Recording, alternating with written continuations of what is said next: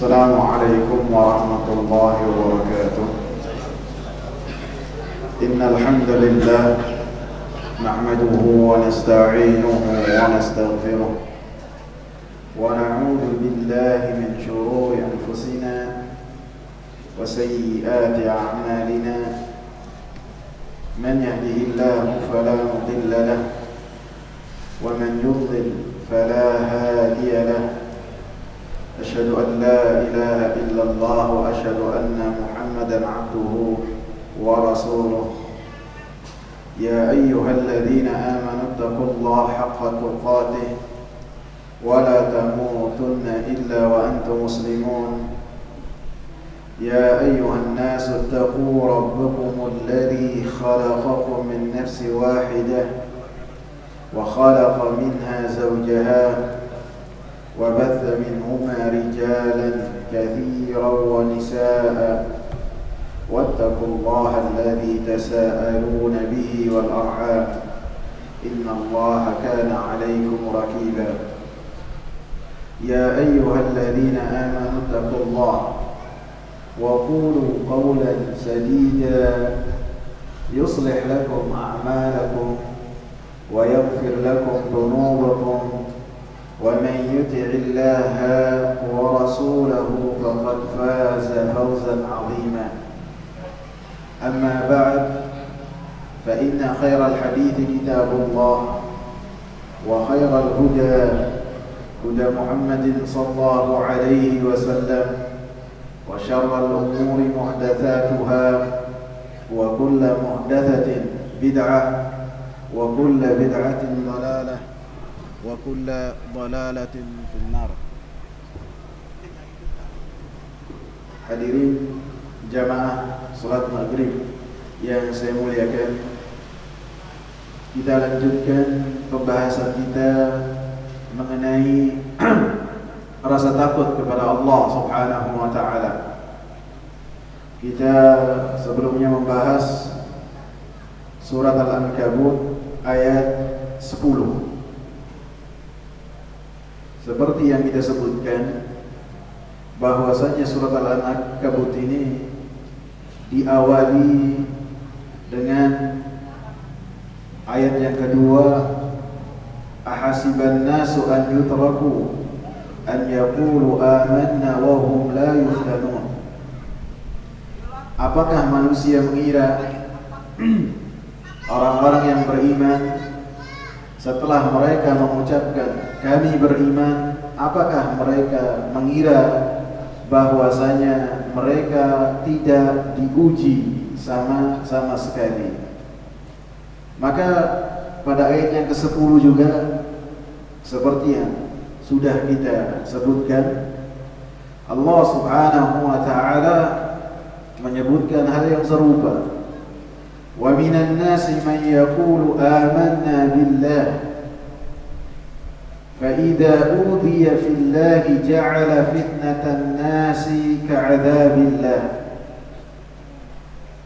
Dari sebagian orang, mereka mengucapkan kami beriman kepada Allah Subhanahu wa taala, kami beriman kepada tauhid uluhiyah, rububiyah, tauhid asma wa sifat, dan beriman akan wujudnya Allah Subhanahu wa ta'ala. Fa idza udiya fillah, maka apabila dia diusik, dia mendapatkan cobaan, dia mendapatkan gangguan dalam rangka dia menegakkan agama Allah Subhanahu wa ta'ala, ketika dia melaksanakan perintah-perintah Allah, menjauh dari larangan-larangan Allah Subhanahu wa ta'ala, maka sebagian orang ketika mengucapkan kami beriman kepada Allah Subhanahu wa ta'ala, ketika diusik sedikit fisiknya, apa yang ia miliki, apa yang ia sayangi, maka ia jadikan gangguan dari manusia dan cobaan dari manusia seperti azab Allah Subhanahu wa ta'ala.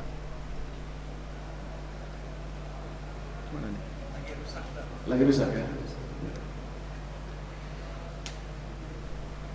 Artinya ketika sebagian orang berusaha menjadikan dia terganggu dengan ketika dia menegakkan agama Allah Subhanahu wa taala,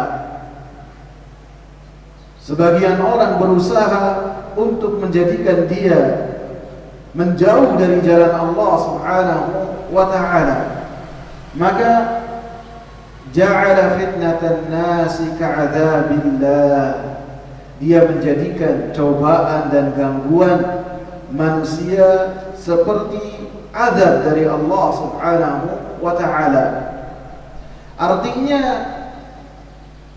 ketika orang yang telah mengucapkan amanna billah, saya beriman kepada Allah dan beriman terhadap hari akhir, di dalamnya ada surga, ada neraka. Allah persiapkan surga bagi orang-orang yang bertakwa, yaitu orang-orang yang melaksanakan perintah-perintah Allah dan Rasulnya dan menjauh dari larangan-larangan Allah dan Rasulnya. Kemudian sebagian manusia yang mereka adalah tidak berkenan dengan ketakwaan seorang, menguji orang tersebut. Maka ketika dia melarikan diri dari perintah Allah, menjauh dari perintah Allah karena cemoohan, karena gangguan, karena siksaan dari manusia, maka ia telah menjadikan gangguan dan siksaan manusia seperti azab Allah Subhanahu wa taala. Sebagaimana orang yang beriman kepada Allah, ketika takut kepada Allah Subhanahu wa taala, maka dia tunduk dan patuh kepada Allah Subhanahu wa taala. Sehingga dikatakan oleh Imam Muhammad bin Shalih Al-Utsaimin rahimahullah, di dalam ayat ini terkandung di dalamnya hikmah yang sangat besar, yaitu Allah Subhanahu wa taala menguji hamba-hambanya dalam rangka Allah Subhanahu wa taala mengetahui keimanannya sahih ataukah tidak, keimanannya benar ataukah tidak. Karena dalam surat Al-Hajj Allah katakan, wa minan nasi man ya'budullaha ala harf. Sebagian orang mereka beribadah kepada Allah Subhanahu wa taala di tepian. Fa in asabahu khairun itma'anna bi. Apabila ketika beribadah kepada Allah dia mendapatkan kebaikan, mendapatkan kemudahan, gampang dagangannya, mudah rezekinya, maka dia tenang dengannya, enak dengan beribadah. Akan tetapi wa in asabathu fitnatun inqalaba ala wajhi. Akan tetapi apabila dia mendapatkan cobaan, mendapatkan gangguan, baik cobaannya yang langsung dari Allah ataupun Allah Subhanahu wa taala jadikan tangan-tangan manusia mengusik orang tersebut, inqalaba ala wajhi, dia berbalik ke arah yang sebelumnya. Bisa jadi dia berhenti dari dakwah sunnah, bisa jadi dia tidak mau ngaji lagi, atau yang lebih parah dari itu, namanya orang berbalik, bukan berhenti, bukan pelan, apa? Keluar dari agama yang mulia ini bisa. Tidak ada yang menjamin. Maka Allah Subhanahu wa taala sebutkan sebagian manusia demikian. Maka Allah Subhanahu wa taala menguji hamba-hambanya untuk mengetahui keimanannya, mengetahui yang mana pengetahuan Allah tersebut di dalamnya ada konsekuensi diberi balasan oleh Allah Subhanahu wa taala. Karena pada hakikatnya Allah Subhanahu wa taala mengetahui akhir hayat kita bagaimana. Allah Subhanahu wa taala mengetahui kita nanti akan masuk surga ataupun neraka. Allah Subhanahu wa taala mengetahuinya. Akan tetapi ilmu tersebut tidak ada di dalamnya thawab, ganjaran untuk hambanya. Sehingga di dalam ayat ini ketika Allah Subhanahu wa taala menyatakan untuk mengetahui, untuk menguji, artinya ilmu yang di dalamnya ada balasan ataupun ganjaran kepada orang-orang yang lulus ataupun lolos dari ujian tersebut. Maka di antara ujian-ujian tersebut Allah Subhanahu wa taala bagikan menjadi dua macam. Seperti yang sudah kita sebutkan. Yang pertama, Allah Subhanahu wa taala tentukan kepada seorang hamba langsung dari Allah Subhanahu wa taala. Langsung. Seperti ada yang meninggal, seperti ada yang sakit, maka itu semua adalah musibah, ujian. Baik sakit yang sebentar ataupun lama, itu semuanya ujian dari Allah Subhanahu wa taala. Maka seperti yang saya sebutkan, ujian yang demikian yang tidak ada peranan dan gangguan manusia, seseorang lebih mudah untuk bersabar terhadap cobaan tersebut.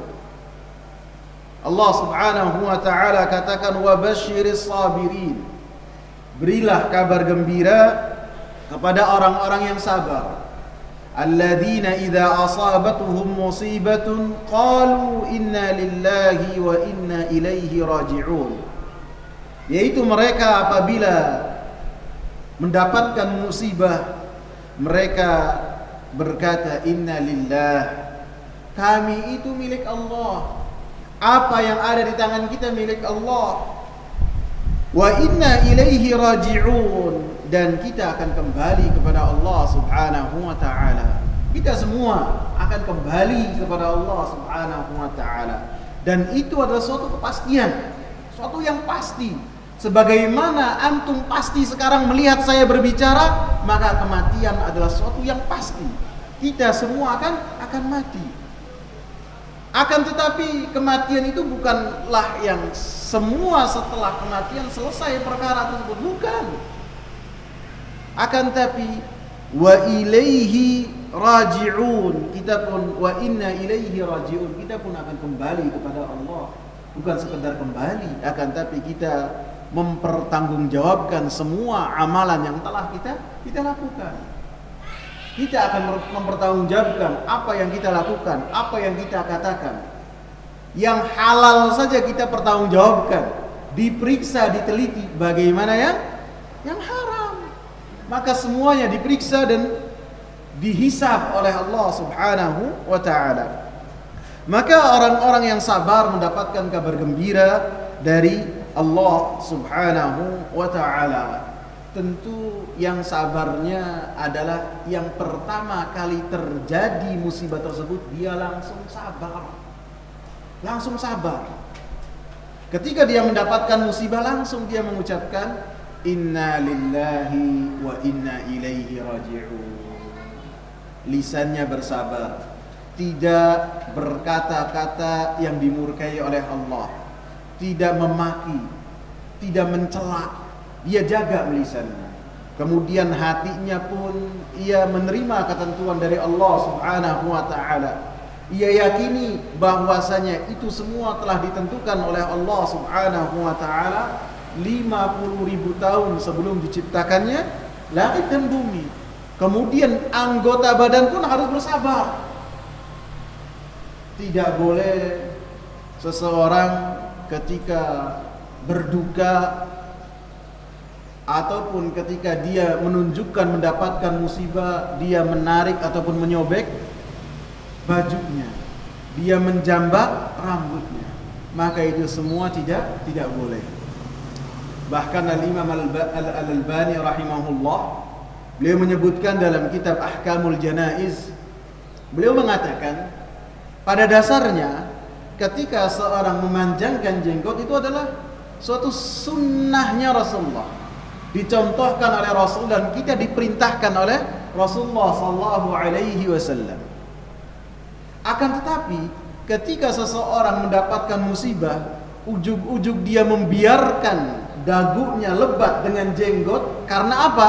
Karena dia merasa lagi kesusahan. Ada nggak yang demikian? Ada nggak? Paham nggak maksudnya? Ada orang kena musibah yang tadinya dia tidak berjenggot, kemudian ketika dia mendapatkan musibah, dia menjadikan jenggotnya itu lebat.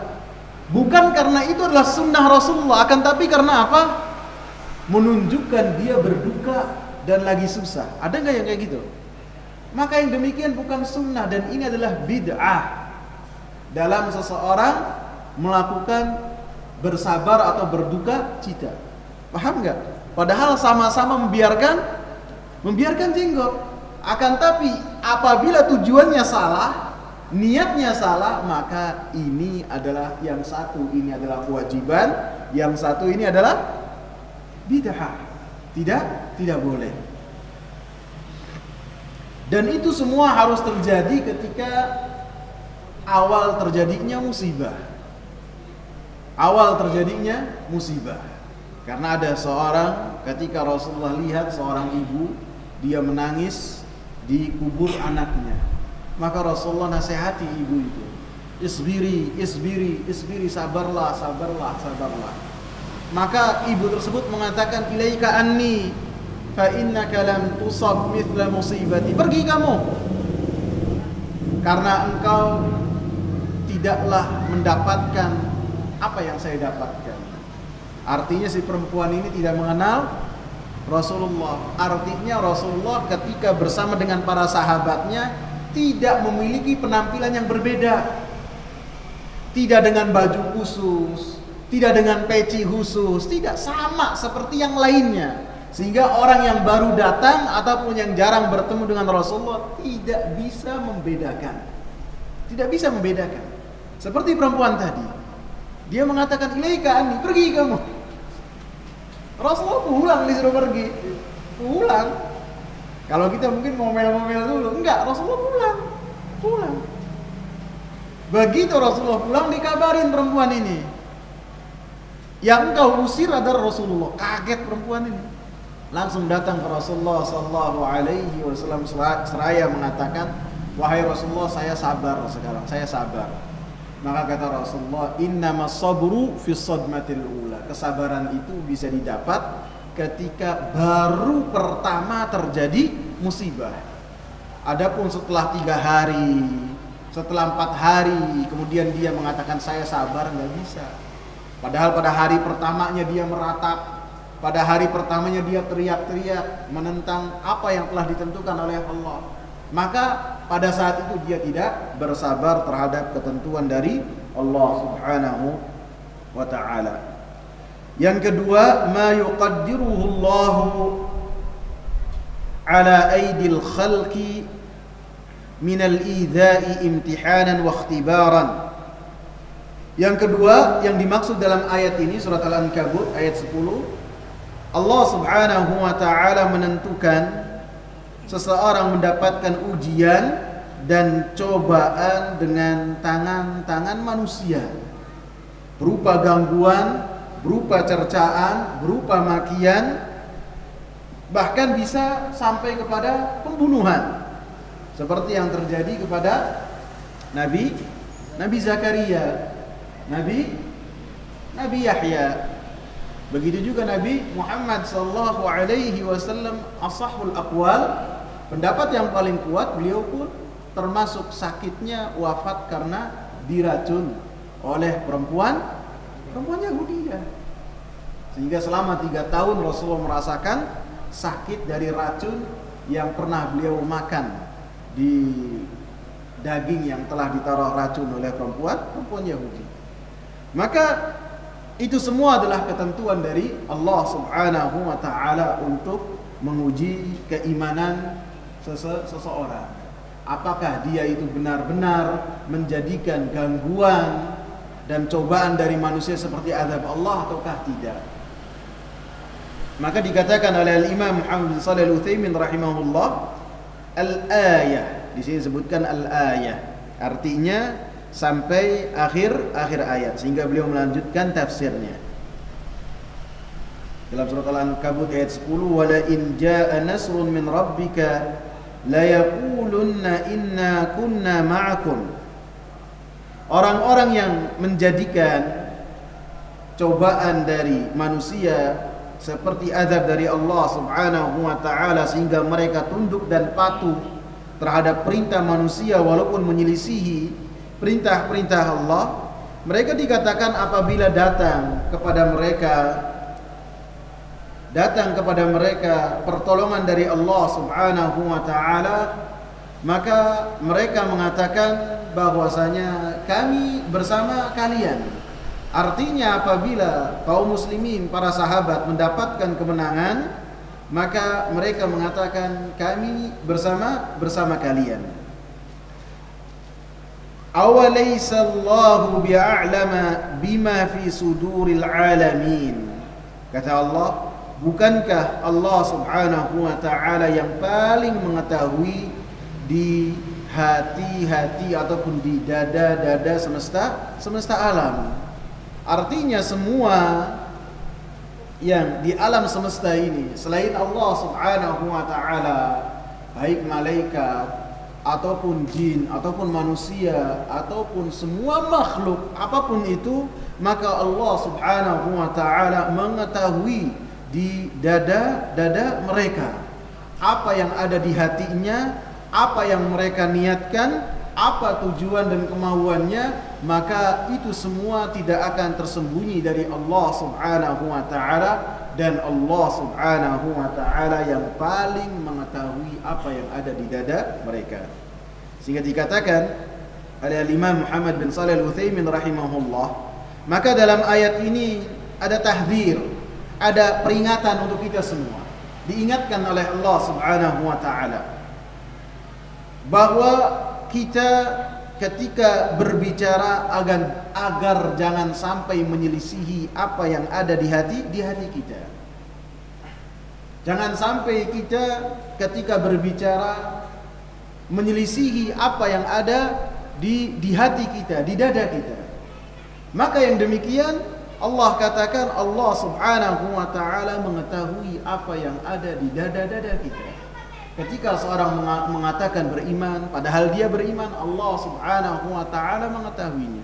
Ketika seorang mengatakan saya telah melakukan ini dan itu padahal tidak melakukannya, Allah Subhanahu wa taala mengetahuinya. Maka dikatakan oleh Imam Muhammad bin Shalih Al-Utsaimin, oleh karenanya ketika Ka'ab bin Malik radhiyallahu anhu, beliau tidak ikut dalam peperangan Tabuk. Peperangan Tabuk yang perangnya pada bulan Rajab pada tahun 9 Hijriah, yang pada saat itu ada isu yang sangat kencang sekali yang dihembuskan oleh orang-orang munafikin bahwasanya orang pasukan Romawi akan menyerang kota Madinah.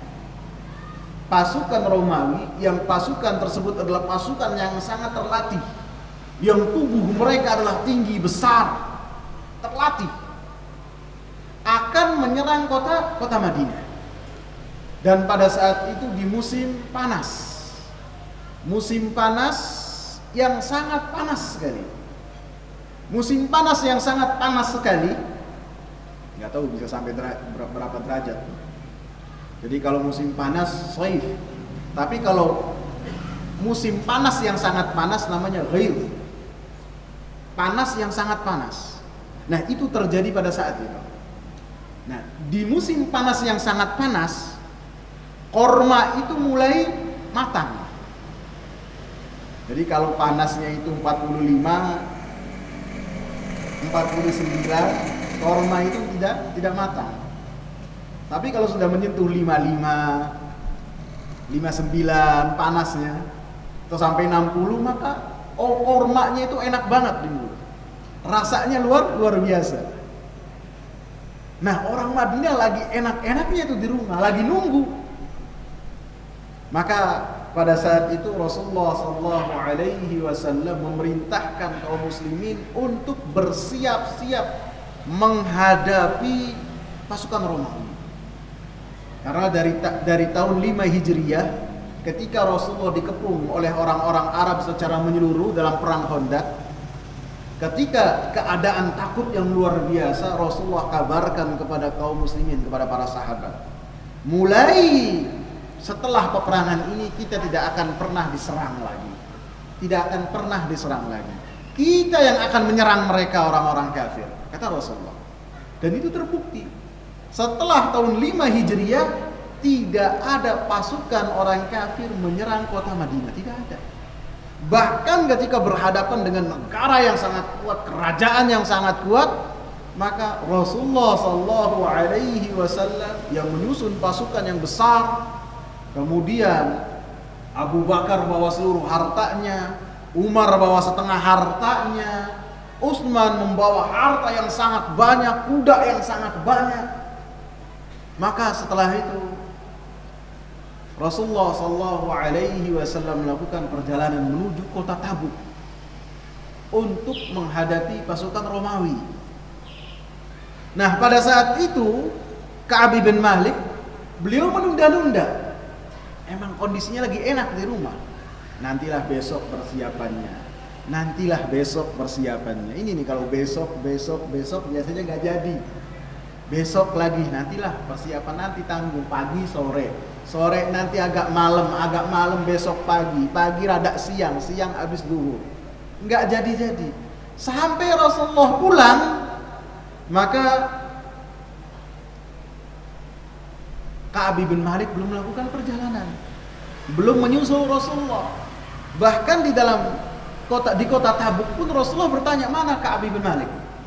Karena Rasulullah apabila kehilangan seseorang, seperti yang sudah sering saya tegaskan, kalau tidak ada yang biasa dilihat oleh Rasulullah tanya, kemana si fulan?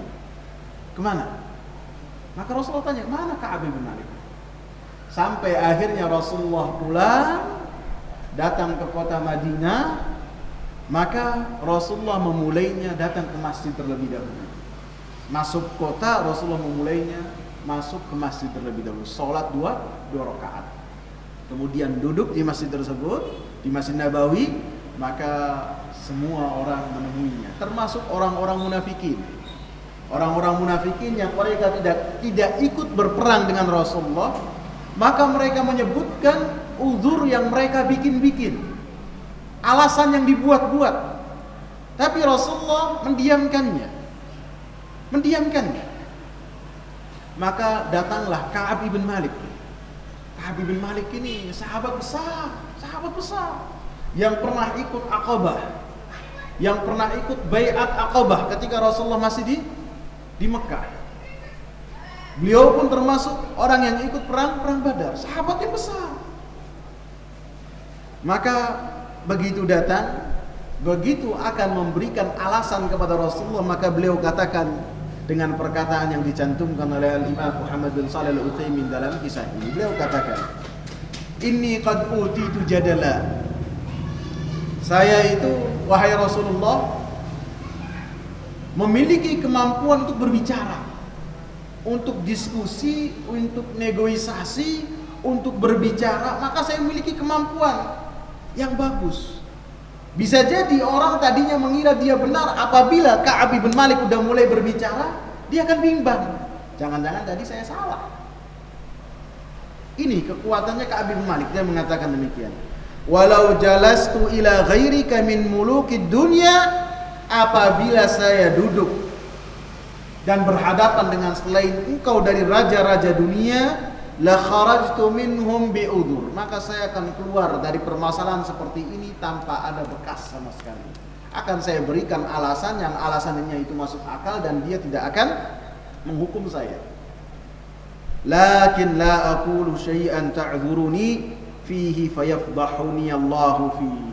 Akan tetapi saya tidak akan mengatakan satu alasan kepada engkau kenapa saya itu tidak ikut berperang dalam peperangan tersebut, kemudian Allah Subhanahu wa ta'ala menyebutkan alasan yang benar yang ada pada diri saya, walaupun alasan tersebut engkau terima. Artinya perkataan Ka'ab bin Malik ini, apabila saya mau bersilat lidah dengan engkau wahai Rasulullah, saya mampu untuk memberikan alasan. Akan tetapi apabila saya menyebutkan alasan kepada engkau dan engkau menerima alasan tersebut, akan turun wahyu kepada engkau mengabarkan hakikat perkara dan keadaannya Ka'ab bin Malik. Saya tidak memiliki alasan ya Rasulullah. Saya hanya menunda-nunda sampai engkau datang kembali ke kota Madinah. Apa kata Rasulullah? Amma hadza faqad sadaq. Adapun Ka'ab ini ketika beralasan, alasannya benar. Ketika Ka'ab bin Malik mengatakan dia tidak punya alasan, maka kata Rasulullah, ini alasannya benar, jujur dia. Adapun yang lain orang-orang munafikin ketika menyebutkan alasan-alasan, Rasulullah mendiamkan saja dengan mengatakan Allahu a'lam, hanya Allah yang mengetahui, hanya Allah yang mengetahui. Jadi Ka'ab bin Malik ini mencontohkan bahwasanya beliau takut kepada Allah Subhanahu wa taala ketika berucap dengan satu ucapan, maka ia yakin Allah Subhanahu wa taala mengetahui apa yang ada di hatinya. Maka dikatakan oleh Imam Muhammad bin Shalih Al-Utsaimin rahimahullah, maka yang menjadi dalil dari surat Al-Ankabut ayat 10, fa idza udhiya fillahi ja'ala fitnatan nasi ka'adzabillah. Apabila diuji, mendapatkan gangguan, disiksa dalam menjalankan perintah Allah Subhanahu wa taala, maka dia menjadikan fitnahnya dan ujian dari manusia seperti adab Allah. Artinya dia takut kepada manusia sebagaimana dia takut kepada Allah Subhanahu wa taala. Kita lanjutkan di dalil yang berikutnya. An Abi Sa'id radhiyallahu anhu marfu'an. Dari Abi Sa'id radhiyallahu anhu marfu'an. Marfu'an artinya hadis ini beliau nisbatkan kepada Rasulullah sallallahu alaihi wasallam. Inna min dha'fil yaqini an turdiyan nasa bi sakhatillah. Sesungguhnya dari lemahnya keyakinan seseorang ketika engkau berusaha untuk menjadikan manusia ridha kepada engkau walaupun dengan melakukan perkara-perkara yang dimurkai oleh Allah. Wa an tahmadahum ala rizqillah, dan engkau memuji manusia atas karunia dari Allah Subhanahu wa taala. Wa an tadhummahum ala ma lam yu'tika Allah, dan engkau mencela manusia terhadap apa yang tidak diberikan oleh Allah Subhanahu wa taala. Inna rizqallahi la yajurruhu hirsu harisin. Sesungguhnya rezeki dari Allah tidak didatangkan dan didapatkan dengan ketamakan orang-orang yang tamak. Wala yarudduhu karahiyatu karih. Dan karunia dari Allah, rezeki dari Allah, maka tidak akan digagalkan dengan kebencian orang-orang yang benci. Hadis ini disebutkan, dikeluarkan oleh Al-Imam Abu Nu'aim dalam kitab Hilyah dan Al-Imam Al-Baihaqi dalam Syu'abil Iman, dan disebutkan oleh pentahqiq dalam kitab ini bahwasanya di dalam perawi hadis ini ada seorang perawi yang bernama Muhammad bin Marwan, dan Muhammad bin Marwan ini beliau adalah dhaif, sehingga dikatakan oleh Syekh Sulaiman rahimahullah dalam kitab Taisir, maka hadis ini adalah hadis yang lemah walaupun maknanya adalah makna yang sahih. Kita jelaskan. Dikatakan dalam hadis ini bahwasanya sesungguhnya dari lemahnya keyakinan, yakin artinya keimanan seseorang, ataupun yakin ini artinya ilmu yang ia ketahui, yang ilmu tersebut berubah menjadi satu akidah dan keyakinan yang ada di dadanya. Maka yang namanya keimanan, keyakinan itu bisa naik dan turun. Keimanan bisa naik dan turun, tidak terus naik dan tidak bisa tetap, akan tetapi naik dan turun. Maka disebutkan dalam hadis ini termasuk yang menunjukkan akan bahwasanya keimanan ataupun keyakinan seseorang adalah keyakinan yang lemah, keimanannya adalah lemah ketika engkau berupaya untuk menjadikan manusia ridha kepada engkau, simpati kepada engkau, suka kepada engkau, walaupun dengan cara berbuat maksiat kepada Allah Subhanahu wa taala. Ini manusia di sini bisa orang-orang terdekat kita, bisa rekan kerja, bisa tetangga, bisa siapa saja. Ketika kita menjadikan mereka itu ridho, mereka itu suka kepada kita dengan bermaksiat kepada Allah, maka itu adalah tingkat lemahnya keimanan kita. Artinya ketika seorang bermuamalah, maka hendaklah dia jadikan prioritas utama dari hidupnya adalah menjadikan ridha Allah Subhanahu wa taala. Wa ridwanullahi akbar, dan ridhonya Allah adalah yang paling besar. Maka itu harus kita jadikan tujuan utama.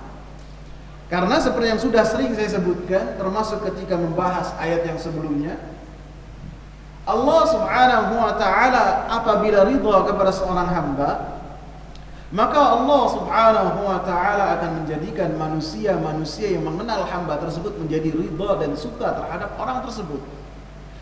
Ketika orang tersebut hanya memprioritaskan ridhonya Allah Subhanahu wa taala, artinya dia senantiasa menjalankan perintah Allah. Walaupun orang mencemooh, orang tidak suka kepadanya, orang nyinyir kepadanya, maka dia senantiasa melaksanakan perintah Allah Subhanahu wa taala, maka itu adalah keimanannya yang benar. Akan tetapi sebaliknya, ketika menjadi keimanan yang lemah, ketika seseorang berupaya untuk menjadikan orang-orang yang di sekitarnya itu ridha dengan cara berbuat maksiat kepada Allah Subhanahu wa taala, diajak ke dalam tempat-tempat yang di dalamnya ada kemaksiatan kepada Allah, diajak ke dalam acara-acara yang di dalamnya ada kesyirikan ataupun ada bid'ah. Kita sudah tahu itu adalah bid'ah, kita sudah tahu itu tidak boleh, itu haram. Maka kita lebih mengutamakan supaya kita menjaga permintaan dan orang yang ada di hadapan kita. Maka ini lemahnya keyakinan kita. Mau adzan terlebih dahulu apa kita lanjut? Adzan. Betul.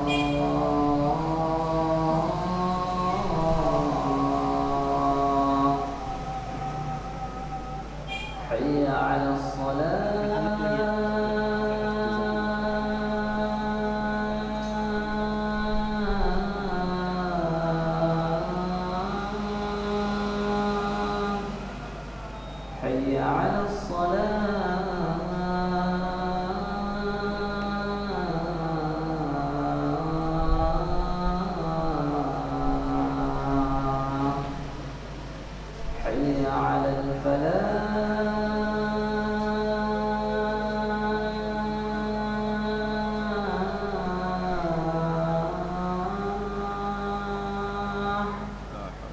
حي على الفلاح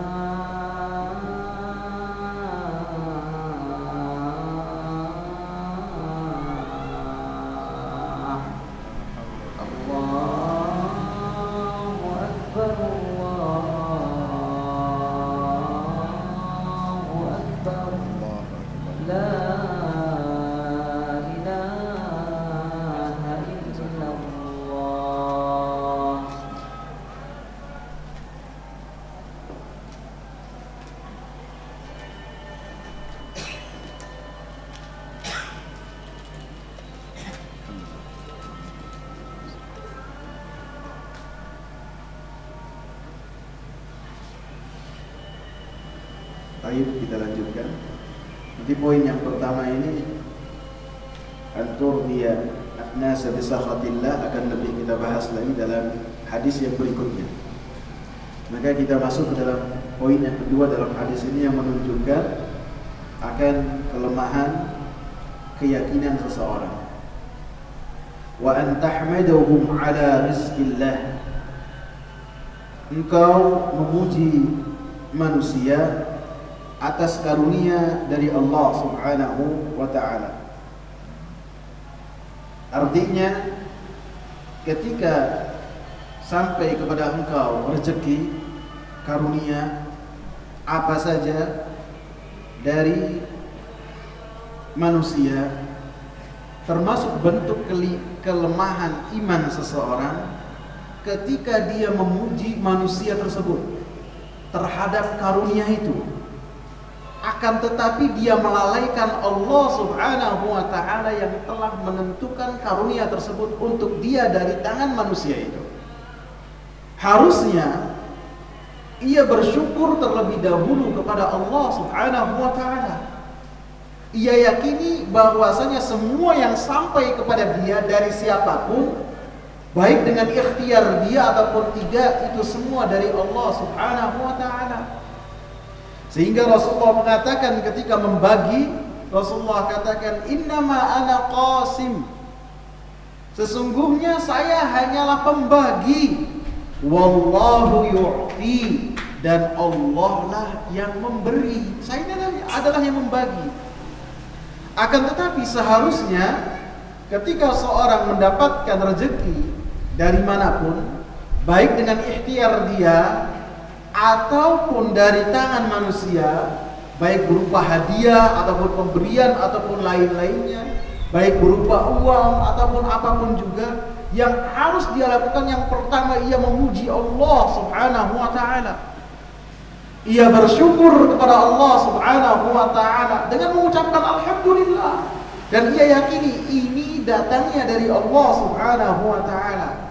Kemudian setelah itu dia berterima kasih kepada orang yang telah memberikan kepada dia hadiah ataupun pemberian. Jadi hadis ini bukan berarti kita tidak berterima kasih kepada orang yang telah memberikan hadiah kepada kita dan memberikan satu pemberian, tidak. Akan tetapi yang dimaksud dalam hadis ini, orang tersebut termasuk lemah keimanannya menjadikan orang tersebut yang benar-benar mendapatkan rasa syukur dari dirinya. Maka ini yang tidak boleh. Akan tapi haruslah yang pertama dia bersyukur kepada Allah, yang kedua dia berterima kasih kepada orang yang telah memberikan kepada dia pemberian berupa karunia dari Allah Subhanahu wa ta'ala. Rasulullah katakan, la yashkurullaha man la yashkurun nas. Tidak berterima kasih dan tidak bersyukur kepada Allah orang yang tidak bersyukur kepada manusia. Bukan juga cara yang benar ketika orang memberikan kepada kita, kita diam saja, kita terima, kemudian kita diam saja. Terima kasih enggak, senang enggak, diam saja. Kemudian dia mengatakan yang penting bersyukur kepada Allah. Salah. Kata Rasulullah apa? Orang yang berterima kasih dan bersyukur kepada orang yang telah menjadi perantara antara dia dengan Allah, ketika dia mengucapkan terima kasih, ketika dia menunjukkan rasa suka dan senangnya dia dan bahagia dengan pemberian yang telah sampai kepada dia ataupun hadiah, maka itu bentuk bersyukur seseorang kepada Allah Subhanahu wa ta'ala. Kalau mampu kita balas. kita berikan kepada dia hadiah juga. Sebagaimana dia memberikan hadiah, kita berikan kepadanya hadiah juga. Rasulullah katakan, ini semuanya dalam kitab ini Rasulullah katakan, man sana'a ilaikum ma'rufan fakafi'u. Apabila ada orang berbuat baik kepada engkau, fakafi'u, maka berilah balasannya yang setimpal. Fa illam tajidu ma tukafi'unahu bihi, apabila engkau ini tidak mampu untuk memberikan kepadanya apa yang setimpal untuknya seperti apa yang kau berikan kepadanya, fad'u lahu, maka doakan kebaikan untuk orang tersebut, hatta tarau annakum qad kafa'tumu, sampai engkau mengira bahwasanya engkau ini telah membalas dengan setimpal dengan apa yang telah ia berikan kepada. Bisa dengan mengucapkan terima kasih, bisa juga mengucapkan jazakumullahu khairan, semoga Allah memberikan kepada engkau, memberikan balasan kebaikan. Yang ketiga, wa anta dhummahum ala man lam yu'tika Allah. Ini kebalikan dari yang pertama. Yang ketiga, engkau mencela manusia dikarenakan ketika mereka membagi-bagi pemberian tidak sampai kepada engkau. Jadi kalau yang pertama muji, yang kedua mencela, maka ini juga adalah suatu yang salah. Harusnya ketika tidak mendapat apa yang telah dilakukan oleh seseorang ketika membagi-bagi, ada hadiah, ada apa, kemudian dia tidak mendapatkannya, jangan mencela orang tersebut. Akan tapi ia harus ingat, ini telah ditentukan oleh Allah. Bisa jadi misalnya ada pembagian apa namanya, beras ataupun apa, misalnya ada 100 orang baris, kemudian berasnya kemasannya cuma ada 99 saja. Yang satu yang terakhir sudah nunggu lama, dia tidak dapat misalnya. Maka termasuk kelemahan iman ketika dia turun, kemudian dia ngomel-ngomel, lebih-lebih mencela orang yang telah berusaha untuk memberikan kebaikan kepadanya. Maka ini pun lemahnya keimanan seseorang. Artinya segala sesuatu itu adalah kehendak Allah Subhanahu wa ta'ala. Apabila Allah Subhanahu wa ta'ala menghendaki, maka itu pasti terjadi. Artinya dia harus kembali lagi kepada Allah Subhanahu wa ta'ala.